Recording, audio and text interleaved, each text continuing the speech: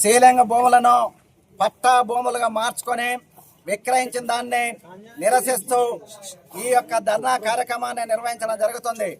గతంలో సీలింగ్ మిగులు భూముల కింద లెక్కేసి ప్రభుత్వానికి సీలింగ్ కింద అప్పచెప్పినటువంటి భూములను 1995-96 వరకు వాటిని సీలింగ్ సర్కారు భూములని స్థానిక ఎంఆర్ఓ ఆర్డీ ఆఫీసులో రికార్డులో నమోదైన ఈ మధ్యకాలంలో అవి పట్టా భూములుగా మారినాయి.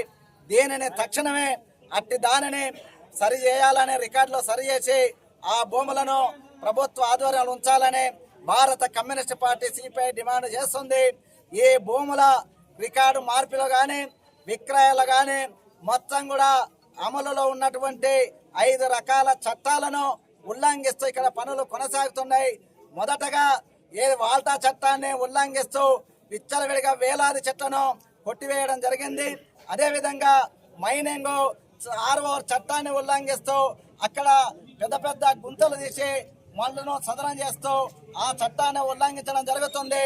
ఫారెస్ట్ యాక్ట్ చట్టాన్ని ఉల్లంఘించి జెయింట్ సర్వే లేకుండా హద్దులను నిర్ధారణ చేయడం జరిగింది. మన గ్రీన్ ట్రిబ్యునల్ను హరిత చట్టాన్ని ఉల్లంఘించి చెట్లను మొత్తం కూడా నాశనం చేసిండ్రు.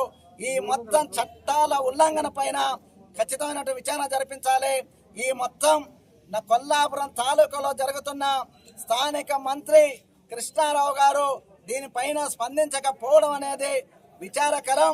వారు నిజంగానే దీనిపైన స్పందిస్తారా లేకపోతే మౌనంగా ఉండి వారికి అర్థాంగీకారం తెలియజెప్తారనేది వారు స్పష్టం చేయాలని మేము డిమాండ్ చేస్తాం. సిపిఐ ఆధ్వర్యంలో అన్యాయకరతం అవుతున్నటువంటి సీలింగ్ భూములు, ప్రభుత్వ భూములు, ఫారెస్టు భూముల మొత్తం ఈ భూములన్నిటి కూడా కబ్జాకు గురి అయి అన్యాయకరతం అవుతున్నటువంటి భూముల పరిరక్షణ కోసం గతంలో 4 రోజుల క్రితం సిపిఐ బృందంగా వెళ్ళి ఆ భూములంతా కూడా ఆ కొండలు గుట్టలన్నీ తిరిగి ఒక బృందంగా పరిశీలించడం జరిగింది. ఈరోజు ఆ భూములను కాపాడాలని సిపిఐ ఈ స్థానిక తహసీల్దారి కార్యాలయం ముందు ధర్నా కార్యక్రమాన్ని నిర్వహిస్తున్నాం. ఒకటే విషయం స్పష్టం చేయదలుచుకున్నాం.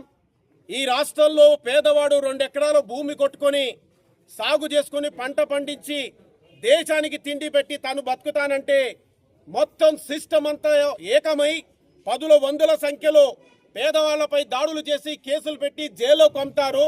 కానీ డబ్బు, పలుకుబడి, రాజకీయ అండుదండాలు ఉన్నటువంటి కార్పొరేట్ బడాబాబులు 50-100 ఎకరాల భూమి అంతా కూడా కాజేస్తా ఉంటే ఈ సిస్టమ్ ఏం చేస్తా ఉంది, ఎక్కడ మత్తు నిద్రలో దాగుందని సిపిఐగా ఈరోజు మేము ప్రశ్నించదలుచుకున్నాం.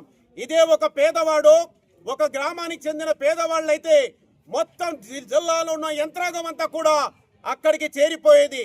కానీ ఒక కార్పొరేట్ వ్యక్తులకు కొమ్ముగాసే రకంగా పట్ట పగలు ప్రభుత్వ అన్ని డిపార్ట్మెంట్ వాళ్ళు చూస్తుండగా జేసీబీలు పెట్టి రేయిం పగలు మొత్తం పచ్చటి అరవి తల్లినంతా కూడా సర్వనాశనం చేస్తుంటే అధికార యంత్రాంగం అంతా కూడా మత్తు నిద్రలో ఒక క్షమించరాని నేరపూరిత నిర్లక్ష్య వైఖరితో వ్యవహరించడాన్ని సిపిఐ తీవ్రంగా ఖండిస్తా ఉంది. స్థానిక మంత్రి కృష్ణారావు గారు కానీ, ఈ రాష్ట్ర ప్రభుత్వం కానీ, ప్రభుత్వ అధికార యంత్రాంగం కానీ ఈ భూముల విషయంలో తక్షణమే స్పందించి విచారణ చేసి ఈ పట్టాలను రద్దు చేసి భూమిని స్వాధీనపరచుకోకపోతే ఖచ్చితంగా సిపిఐ ఆధ్వర్యంలో జెండాలు పాతి భూమి లేని నిరుపేదలకి భూమినంతా సిపిఐ పంచుతుందనేటువంటి విషయాన్ని ఈ మీడియా వారి ద్వారా తెలియజేయడం జరుగుతోంది.